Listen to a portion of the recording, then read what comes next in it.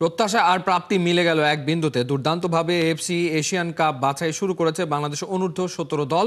উদ্বোধনী ম্যাচে ওরা 5-0 গোলে উড়িয়ে দিয়েছে পূর্ব তিমুরকে। ম্যাচে জোড়া গোল করেছেন মোহাম্মদ মানিক।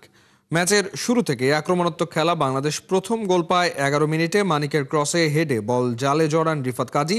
28 মিনিটে ব্যবধান দ্বিগুণ করেন মানিক নিজেই। বিরতির আগে আরও এক গোল করে দলকে 3-0 ব্যবধানে এগিয়ে নেন সেই মানিকই। ম্যাচের দ্বিতীয়ার্ধে আরও 2 গোল পায় বাংলাদেশ। ফলে বড় জয় নিয়ে মাঠ ছাড়ে গোলাম রাব্বানী ছোটনের শিষ্যরা। সোমবার দ্বিতীয় ম্যাচে বাংলাদেশের প্রতিপক্ষ ব্রুনাই। 6 দলের লড়াইয়ে কেবল গ্রুপ চ্যাম্পিয়নই সুযোগ পাবে মূল পর্বে খেলার।